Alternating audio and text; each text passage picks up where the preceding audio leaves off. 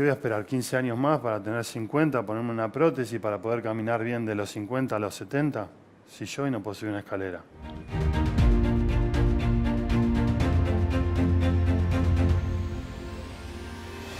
Bueno, Juan, un placer estar acá con vos. Gracias por recibir a la Nación, por esta charla después de tantos años, acompañando tu carrera, los grandes momentos, los momentos más tristes, los melancólicos, todos.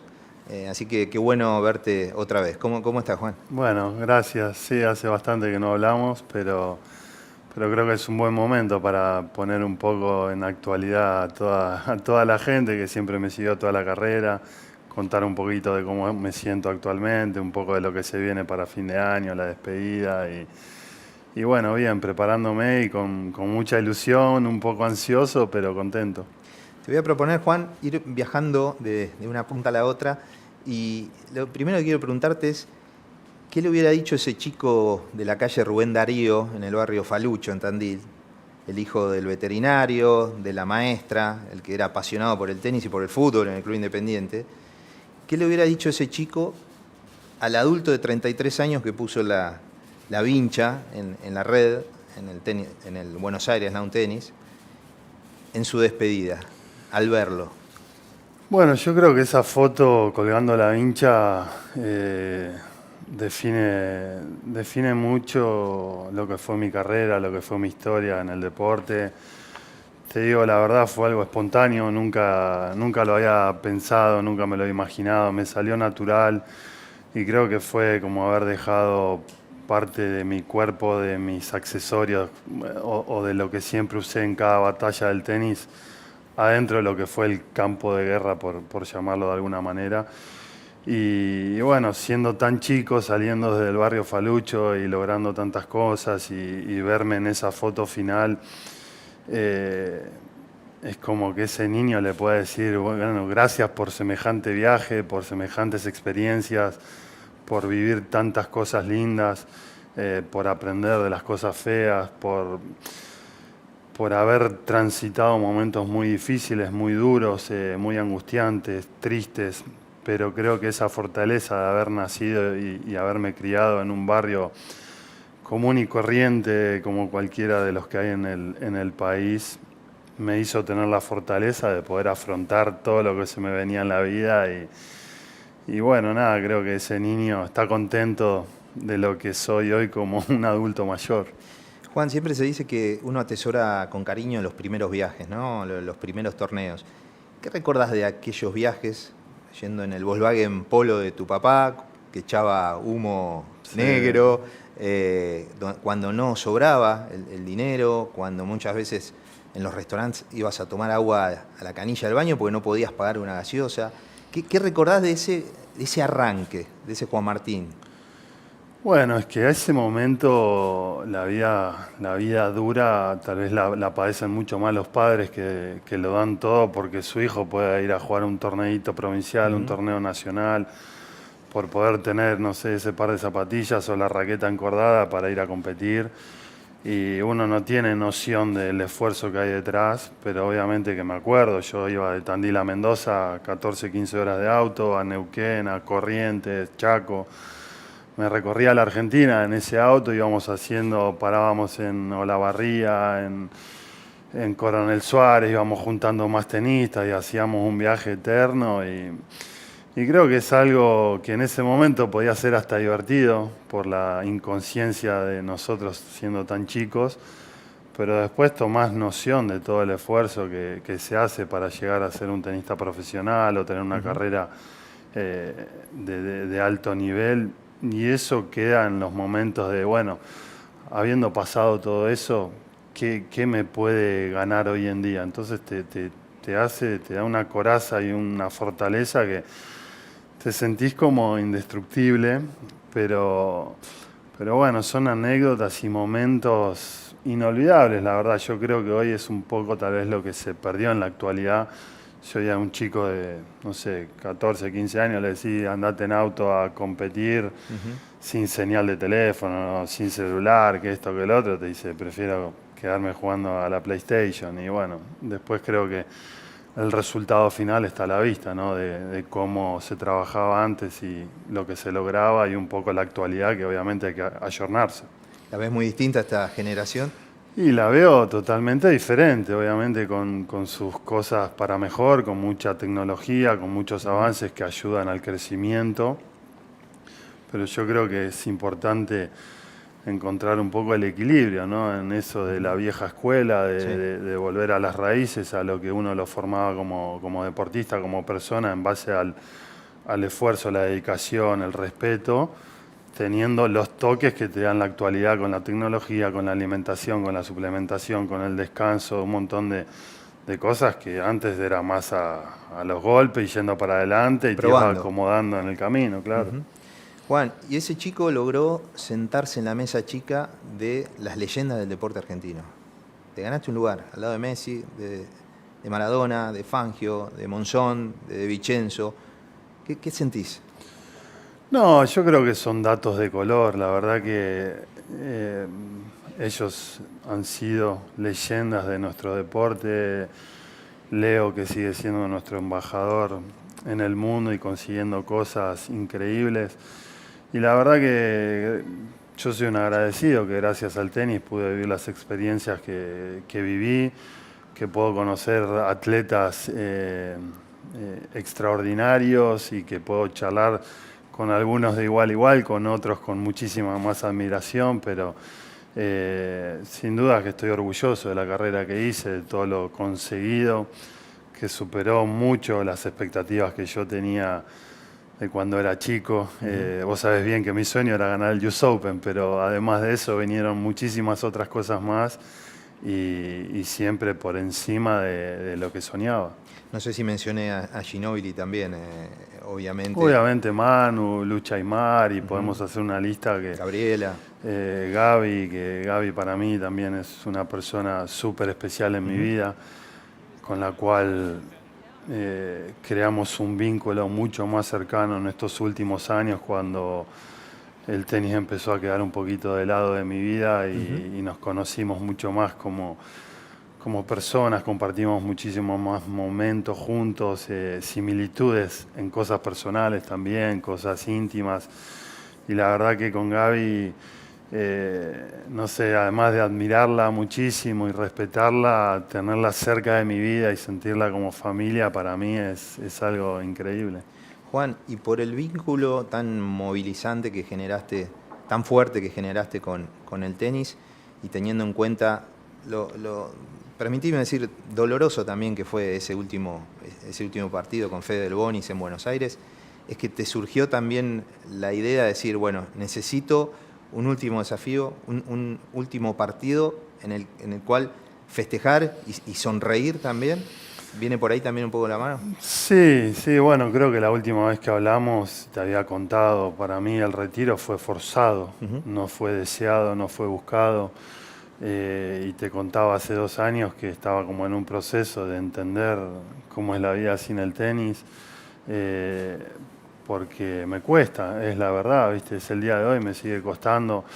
Ahora estoy entrenando para el partido y veo que no perdí potencia, que el drive sigue andando bien y digo, naturalmente me viene eso a mi cabeza, decir, yo tendría que estar en otro lado en este momento, o con otra vida a la que estoy llevando actualmente.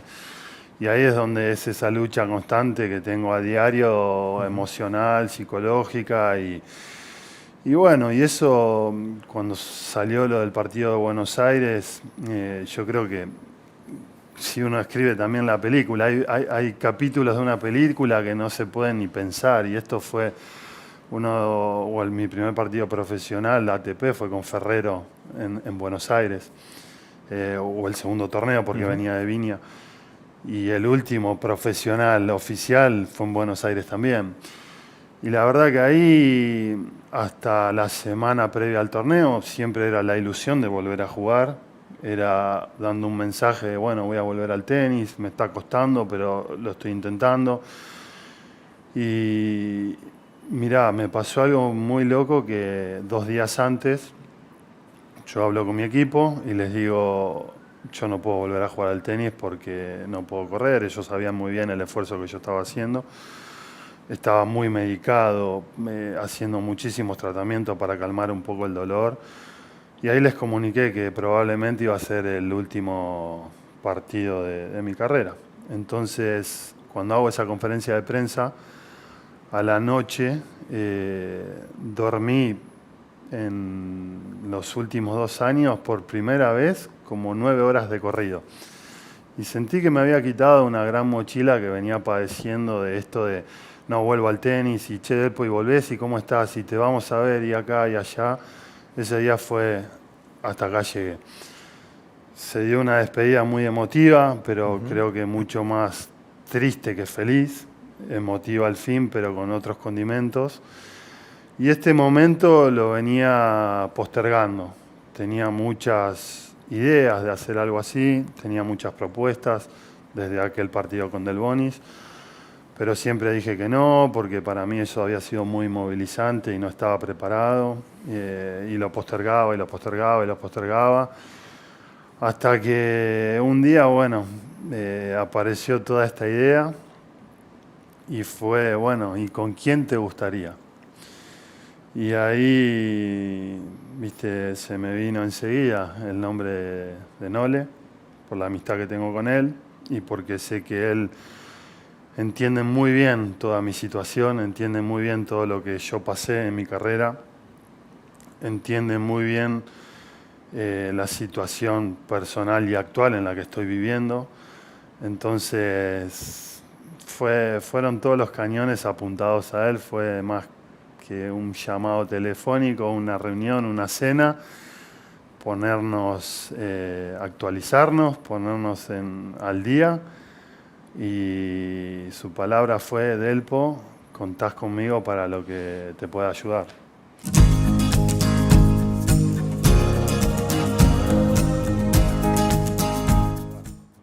Claro, porque él es alguien, obviamente, que cada semana recibe un ofrecimiento, uno o varios. Varios. Y bueno, nos contó también en nuestra visita a Serbia que de inmediato dijo que sí, que se puso a disposición. Contame cómo fue esa charla, esa cena, no sé si fue en Miami, Sí. no sé qué podés contar un poquito de ese detrás de escena. Sí, bueno, hasta antes del Miami Open él tenía como rumores y se corría como una pequeña noticia, pero bueno, nosotros hacía mucho que no nos veíamos. Entonces él un día en Miami me dijo: Delpo, sé que estás acá, quiero que vengas a cenar y que charlemos. Obviamente cancelé todos mis planes, fui a cenar con él porque para mí era una gran alegría volver a verlo. Claro.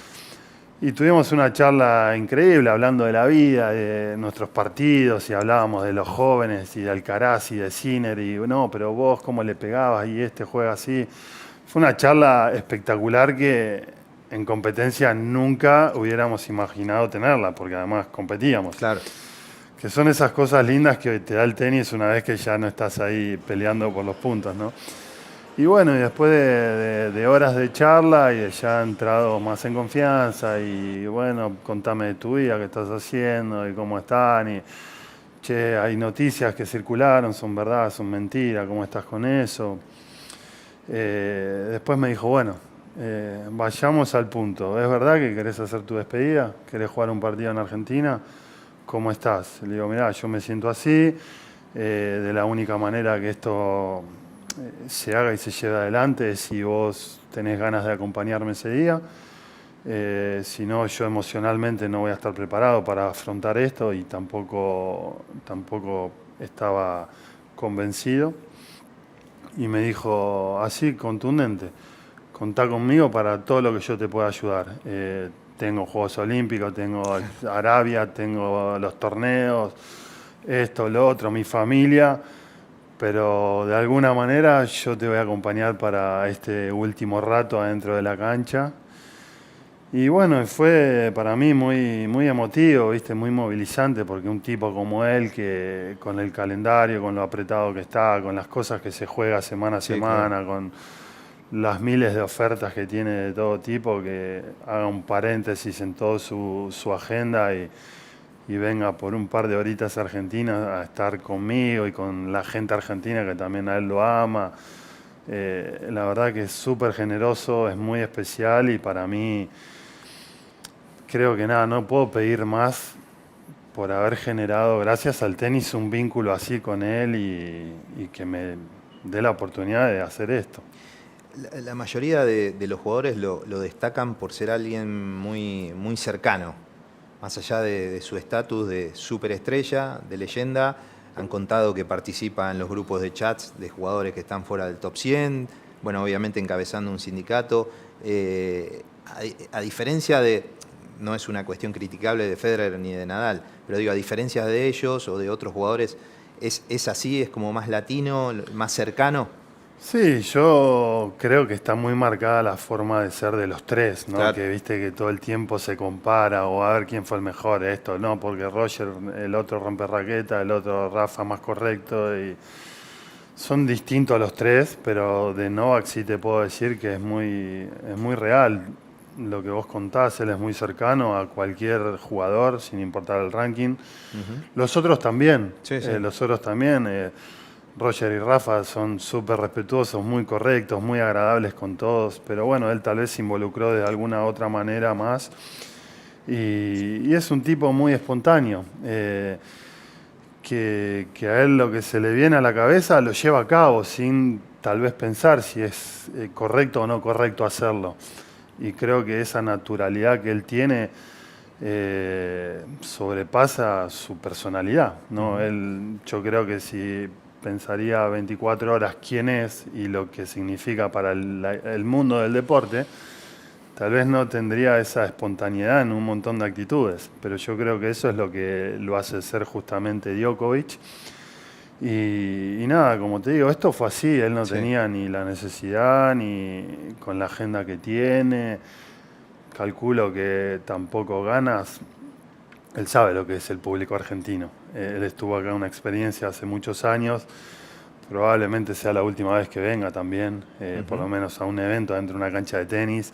Al menos estando activo, seguramente. Estando activo y nada, y yo le dije, esta vez yo me voy a encargar de que el público te dé el cariño que te mereces, que te transmita todo el amor que vos generás y que la gente tiene por vos y que te vas a llevar una noche inolvidable al igual que yo y que vamos a poder hacer un lindo show para la gente.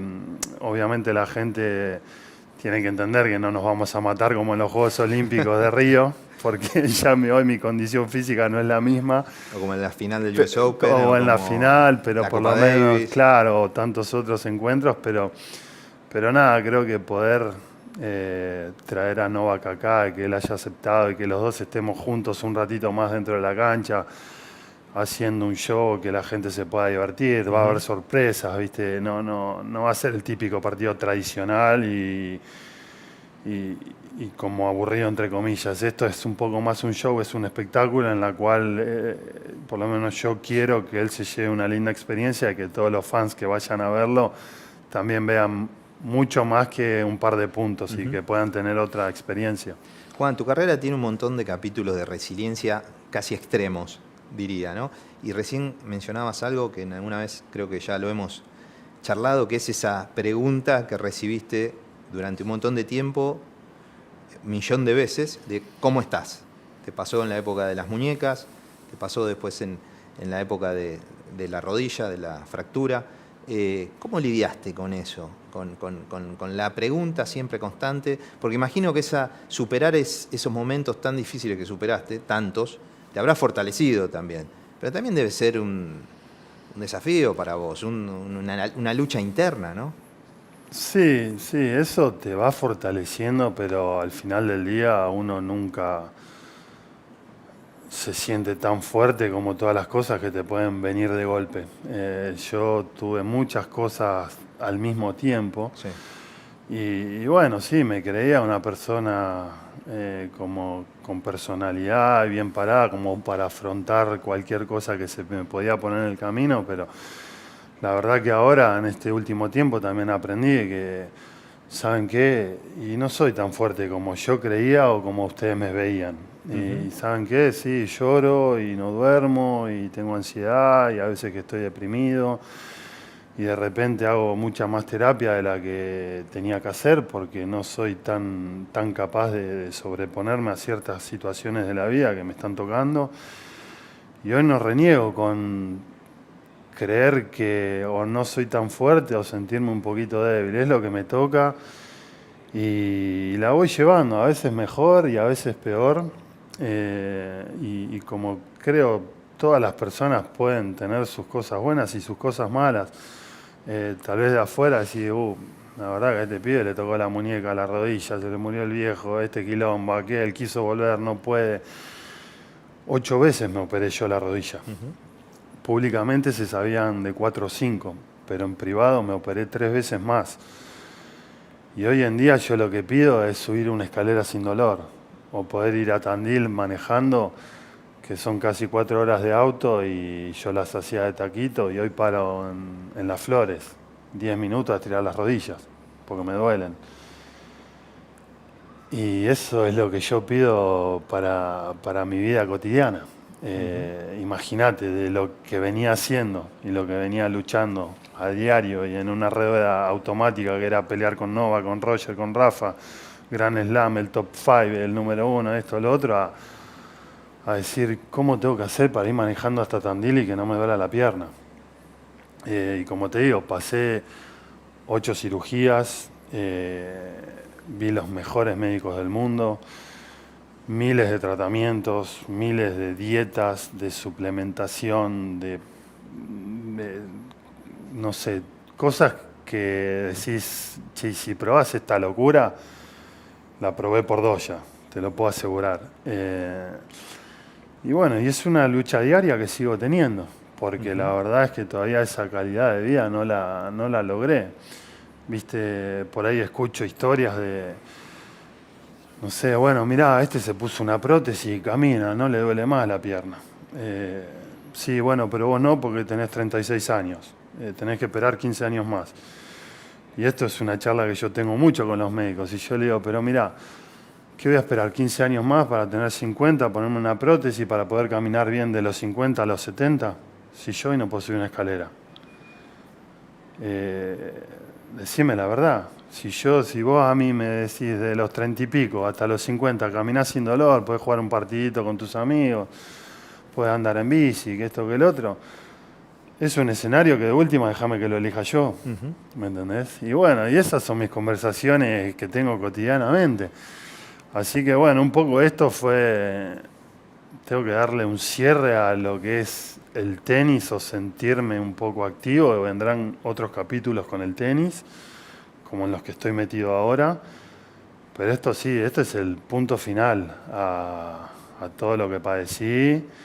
Y bueno, y tener mi foto final con la raqueta al lado de Novak, es la foto que me va a quedar para toda la vida y seguiré en la lucha diaria de lo que te estoy contando. Que vos sabés que te lo iba a consultar, si después de aquel partido con Fede Bonis te habías vuelto a ver con médicos y si te habías operado sin que se conociera. Bueno, me lo acabas de contar. Y por todos lados. A los 10 días del partido con Del Bonis en Buenos Aires, estaba operado yo.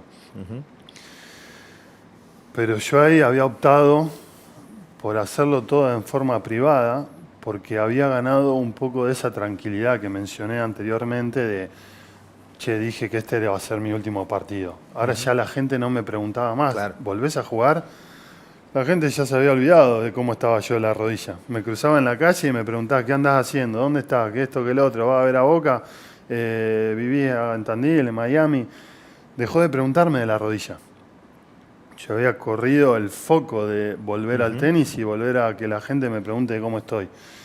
Entonces, había ganado un poquito de tranquilidad, pero sin embargo, seguía apuntando a la pierna para volver a jugar, obviamente. Ese fuego lo seguías teniendo. Lo seguía teniendo, y como te digo, ahora me pongo a pegar 2, 3 drive y digo, uff. Y prendo la tele y veo que Wawrinka llega a la semifinal y que Nishikori después de un año vuelve y sigue jugando. Y eran mis contemporáneos, ¿viste? Exacto. Y digo, si ellos pueden, ¿cómo no podría yo? Pero bueno, también... ¿Te pasa eso de prender la tele y de ver esos Y partidos? me pasa cada vez menos, ¿viste? Antes me pasaba mucho más porque realmente lo creía posible si me curaba de la pierna. A mí me pasó algo también que se lo comenté a un par de amigos cuando fui al US Open, me puse a pelotear con Novak. Sí. Yo dije, wow, cómo jugábamos, ¿no? Porque me parecía increíble el nivel de tenis de él. Yo estaba, viste, que le decía, no, tirame fuerte, pero tirame a mí, porque si no, no te voy a aguantar. Pero veía un ritmo y una velocidad de pelota y claro, después Sebastián Prieto me decía, y ustedes jugaban así, ¿entendés? Y yo eso hoy actualmente lo veo tan lejos, o digo, qué locura el nivel de tenis de estos tipos. Porque vos fijate que es algo que yo comento, lo bueno que son, que un tipo como Wawrinka te llegue a las instancias finales o que Nishikori volvió a jugar, Monfils, Sí, sí. es porque realmente tienen un nivel de tenis superlativo.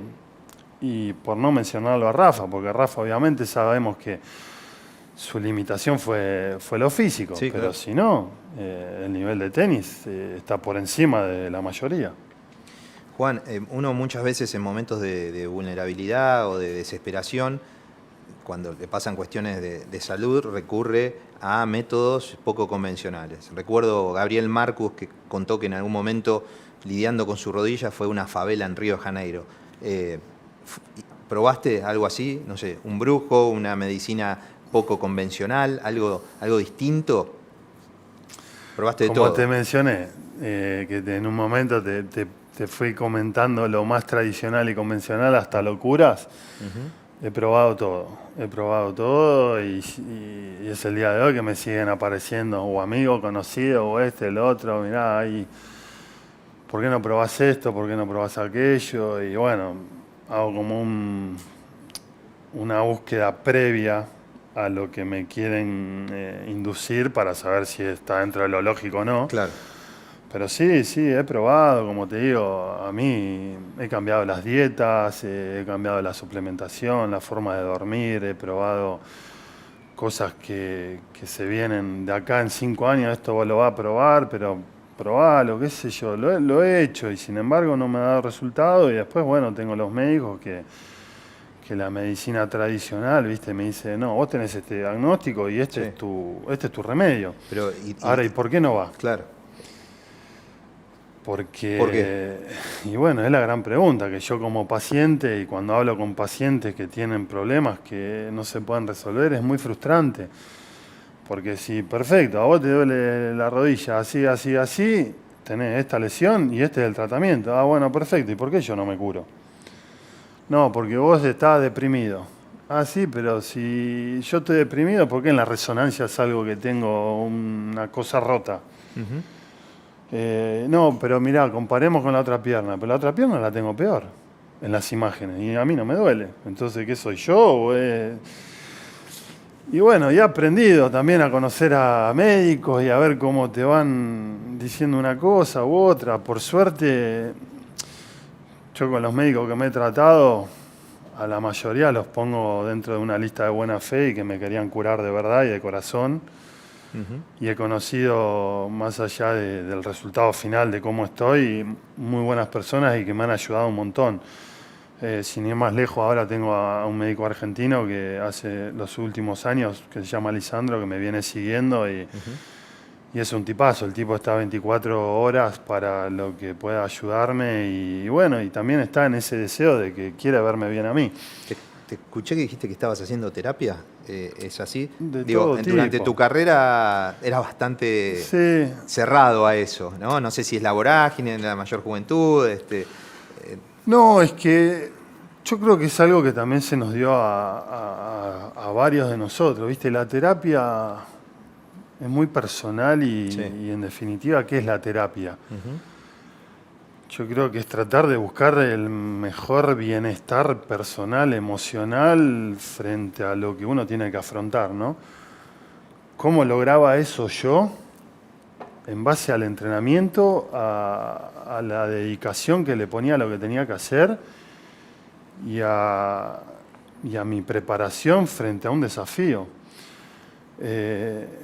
yo me iba a dormir muy tranquilo y estando emocionalmente muy fuerte, sabiendo que había entrenado como correspondía, que me había alimentado bien y que me había preparado de acuerdo al desafío que tenía enfrente.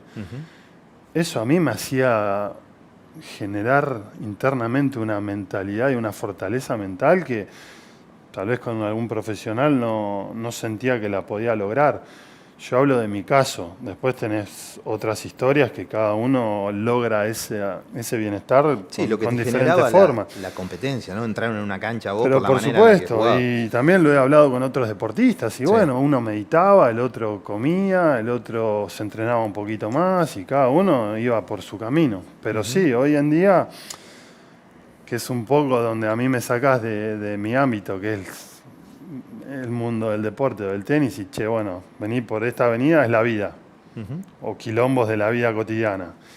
Y de ahí yo sabía poco y nada.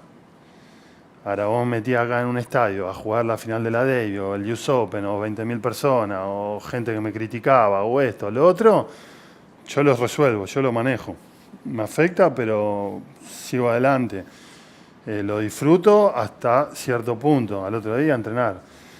Y bueno, yo creo que ahora sí, la terapia me está guiando mucho más en este corredor que es mucho más nuevo para mí. El corredor de la vida, ¿no? Como decís. El corredor de la vida, que creo que es el más desafiante también.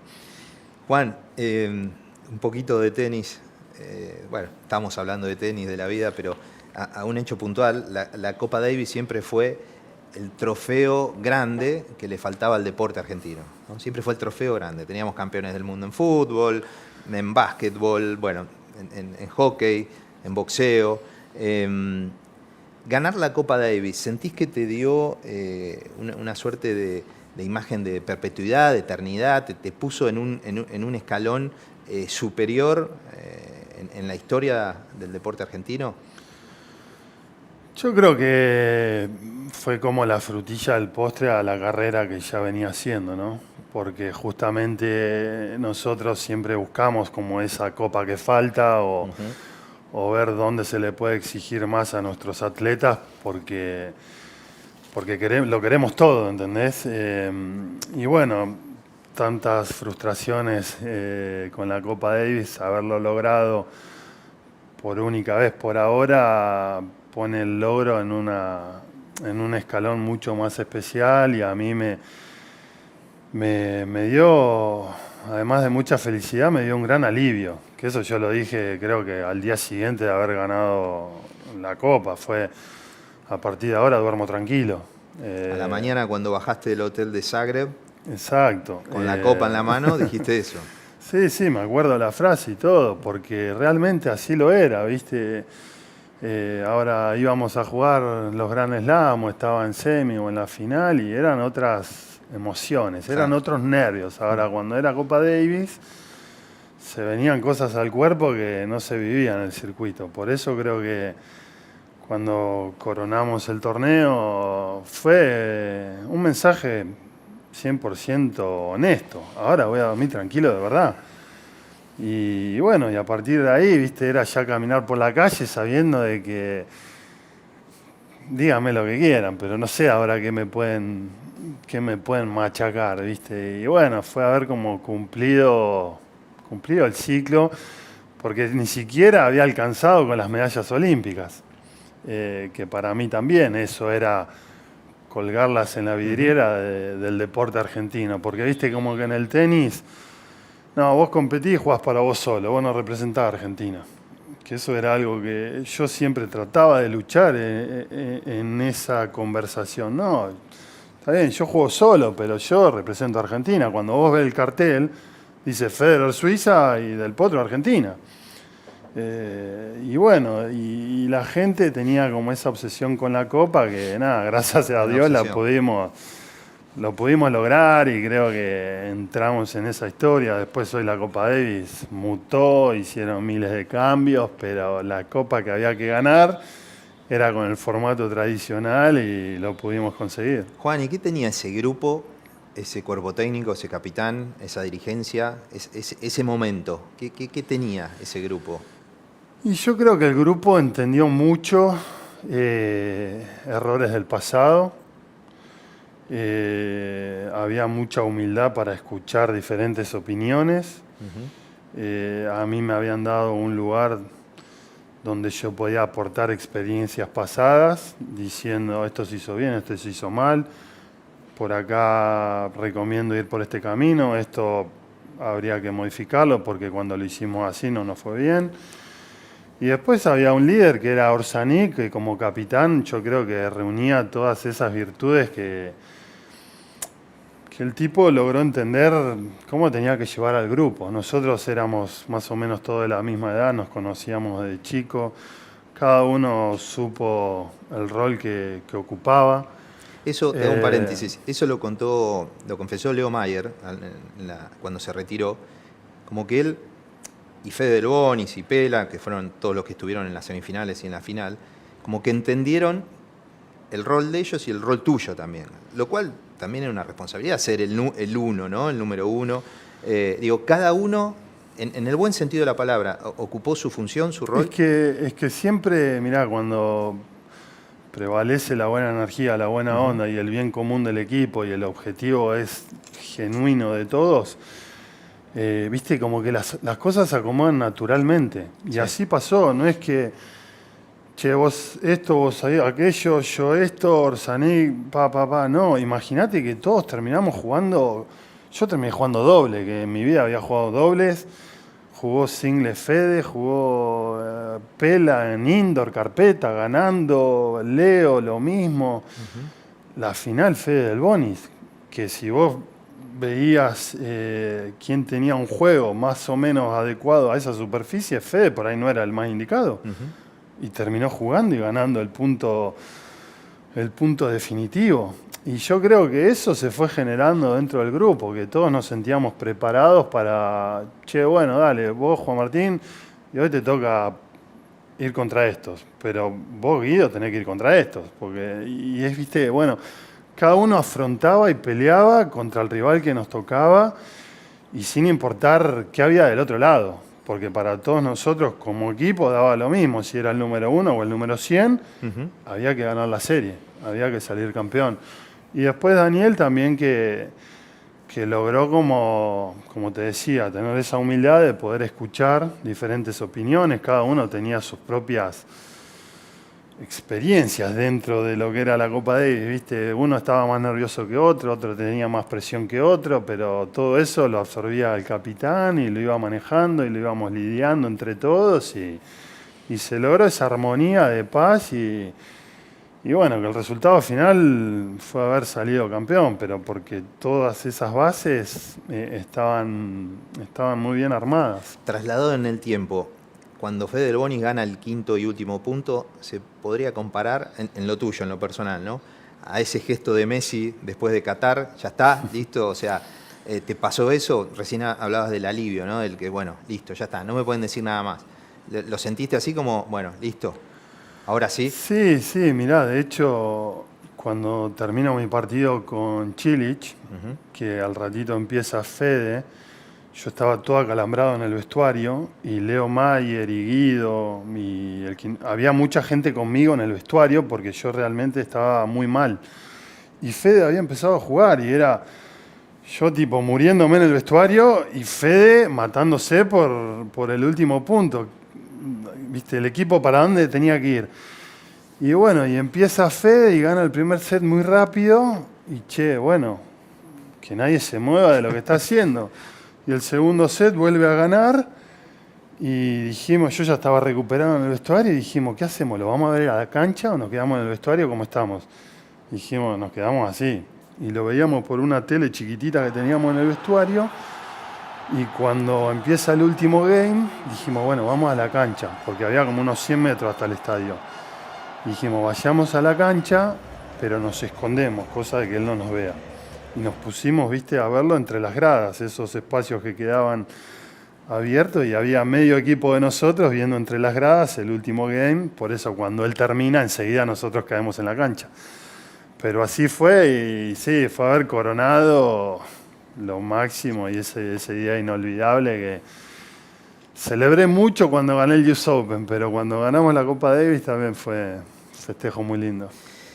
Hubo un tiempo, Juan, que la Copa Davis y toda su atmósfera, incluidas diferencias que obviamente has tenido con compañeros y también parte de una prensa maliciosa, no te permitía a vos disfrutar como sí lo hacías en el circuito. Al menos esto es lo que me pareció a mí en su momento.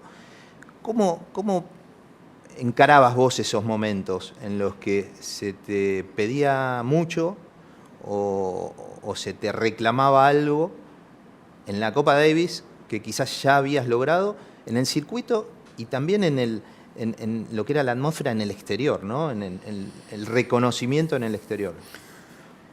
Mirá, obviamente que a veces me afectaba mucho, a veces no tanto, pero como hablábamos anteriormente, creo que es parte de la cultura nuestra, de siempre exigirle al que la gente puede ver que puede conseguir cosas y tapar frustraciones. Entonces nada, lo tomaba así. Cuando era mucho más chico me afectaba porque no lo entendía. Digo, che, ¿por qué me dicen todas estas cosas a mí si yo después voy y hago cosas increíbles en el circuito? Pero después vas aprendiendo y después vas viendo que al final por ahí no era tan grande como uno lo sentía. Después, viste, bueno, al final está bien, son opiniones y está todo bien. Yo siempre me mantuve más allá de escuchar o recibir críticas al comienzo de mi carrera en una línea dentro del respeto. Con cualquiera, con cualquier periodista, con cualquier persona, con cualquier jugador. Yo nunca me salí de esa manera de ser. Y después era a base de trabajo, ¿viste? Yo, mi única manera de revertir situaciones o tal vez de lograr más cosas era en base a trabajar y esforzarme y creer en que yo podía lograr cosas que tal vez la gente sí me pedía, porque si la gente quería que ganemos la Copa Davis, y lo pedía porque nos veía capaz de lograrlo. Sí. Si no, uno no le pide a atletas, no sé, a Messi, todo el mundo quería que Messi gane el Mundial. Y se lo pedían porque lo podía ganar, no, si no, no.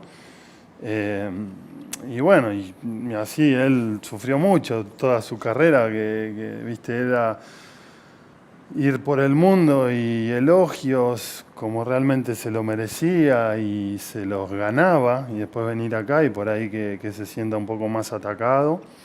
Y yo creo que lo pudo revertir cuando terminó ganando cosas con la selección.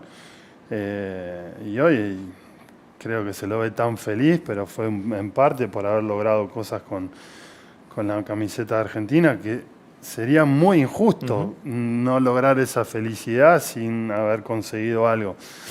Pero bueno, son cosas que nosotros pasamos, que nos toca, que es parte de y que pasa en un país tan pasional como el nuestro, que por ahí desde otros lugares no se entiende por qué somos así. Pero como todos dicen, ¿viste? Ser argentino también es muy lindo y tener esta pasión por el deporte es realmente única en el mundo. Juan, pero ¿y te arrepentís de algo o a la distancia decir, bueno, podría haber actuado de otra manera, no sé, en la manera de comunicarme o de actuar a la distancia, ¿no? También era otra edad. Sí. Digo, ¿no? Y la vorágine te lleva, ¿no? También muchas veces. Pero Sí, como te digo, a veces pienso, bueno, al final no todo es tan grave, ¿viste? O por ahí, ¿viste? Yo dejaba que digan muchas cosas o me quedaba callado porque no le encontraba sentido salir a cruzar comentarios. Pero por ahí eso, ¿viste? Pasa que, bueno, también era muy chico. A mí me pasaron muchas cosas siendo muy chico. Entonces, cuando sos chico, ¿viste? Te vas formando y no tenés por ahí ni la capacidad ni esa fortaleza de enfrentar situaciones que por ahí preferís. Bueno, yo prefería 3, 4 días de una amargura por comentarios maliciosos a 2 semanas o 20 días de enroscarme en una noticia trucha, falsa y mentira contra mentira y respuesta contra respuesta, que era un desgaste de energía. Juan, la fama no es sencilla, ¿no? Recuerdo siempre una anécdota de Martiniano Orasi, tu preparador físico durante tantos años, que contó que el mismo trayecto que vos hacías desde que llegabas al club hasta la cancha para entrenarte, generalmente antes de ganar el US Open la hacías en 1, 2, 3 minutos. Y después del US Open ellos te esperaban muchas veces porque tenías que atravesar un montón de gente que te pedía fotos, que te pedía autógrafos. ¿En un momento lo llegaste a padecer, el tema de la popularidad también? No, padecer no, pero sí te tenés que ir acostumbrando a cosas o que también, así como la fama o la popularidad te da muchas cosas, te quita otras, porque tenés que tener ciertos cuidados que por ahí antes no tenías o te convertís como en referente de un montón de chicos o sos ejemplo y tenés que tener como ciertos recaudos a la hora de cómo te mostrás públicamente, ¿no? Pero a mí nunca fue algo que me deslumbró, ¿no? Yo hoy, porque ahora es como que ese camino empezó con muy poca gente a los alrededores, después se llenó de gente y hoy vuelve a estar vacío. Y a mí no me afecta, porque yo siempre buscaba esa paz y yo siempre mantuve los pies sobre la tierra y siempre busqué Tandil como cable a mi tranquilidad y mi paz. Y como te digo, hoy el eso de andar caminando por la calle y que de repente, viste, no estás en el foco o la gente no tiene la lupa, es un proceso natural que a todos nos toca, pero a mí no me afecta. Y bueno, y vas entendiendo que todo pasa, que todo continúa. Y así te tenés que ir acostumbrando a lo que te toca vivir en cada etapa. Juan, si hay algo que te dio de comer mucho fue tu drive, tu derecha. Una vez Christopher Clarey, periodista del New York Times, muy conocido, la describió como Godzilla noqueando helicópteros cuando ganaste el US Open. Me pareció una buena ilustración. ¿Cuánto confiabas en esa derecha en la que ganabas tanto? No, mucho. Para mí era súper importante saber que contaba con ese golpe y que también que saber que los rivales había un lugar a donde era mejor no jugarme.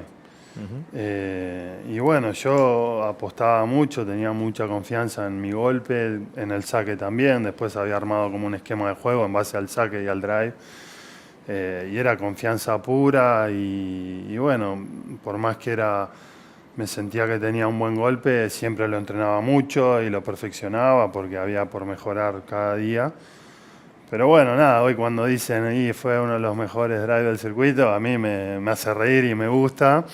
La otra vez hablando ahora en el US Open estábamos en el vestuario Djokovic, McEnroe, Alcaraz, entro yo, estaba Tiafoe también y Berrettini. Y bueno, nos ponemos a charlar que esto que lo otro y yo les pregunto, viste, estaba Carlitos y Berrettini, que son dos que le pegan fuerte al drive. Y les pregunto a Novak y a Tiafoe, le digo, bueno, ¿quién le pegaba más fuerte de verdad? Y estaba Carlitos y Berrettini mirando a ver qué contestaba Novak, viste, porque claro, él compite con ellos y dijo, sorry chicos, pero Juan le pegaba más fuerte que ustedes. Y bueno, fue una anécdota divertida. Y viste que ahora Berrettini dice que tiene el martillo. Y bueno, lo empezamos a joder con el martillo, pero creo que Carlitos Alcaraz tiene un gran drive, Sinner también. Pero si está a 10 puntos Novak, para mí sigue siendo el mejor.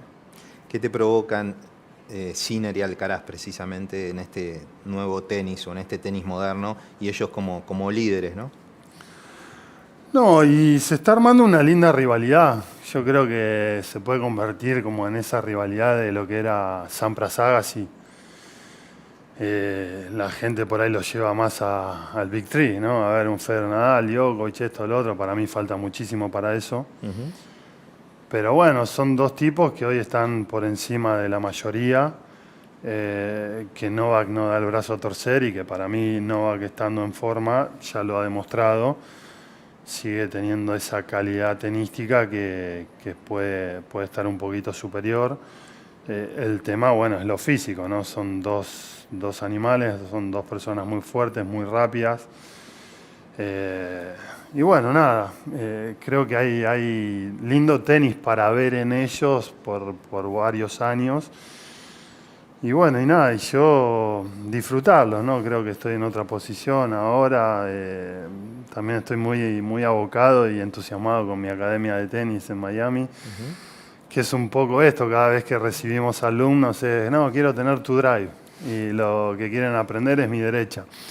Entonces, nada, estamos ahí metiéndole energía a eso y a poder crear buenos campeones. Juan, ¿esa es una de las partes del tenis que te van a vincular después del 1 de diciembre? Digo, porque uno te puede decir, bueno, ¿cómo seguís en el tenis después del 1 de diciembre del partido con Nole? ¿La academia en Estados Unidos es uno de los puntos?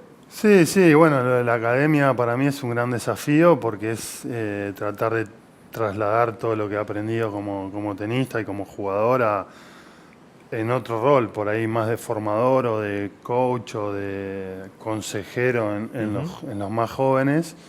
Eso a mí me va a dar una conexión directa con el mundo del tenis, que es un poco lo que quiero tener. Lo encontré a través de la academia porque jugando activamente ya no lo podía hacer. Y después, bueno, nada, también hago lo de Roland Garros Junior, que para mí es una linda experiencia porque de ahí salen los futuros Ujú. campeones y puedo tener otro momento con ellos. Me gusta, me gusta compartir con los más chicos. ¿No te ves en el día a día viajando con un profesional? Me han llamado, che, ¿me querés entrenar? ¿O te gustaría ser mi coach? Y la verdad que tanto viaje después de tantos años es una de las cosas que no tengo muchas ganas. Ujú.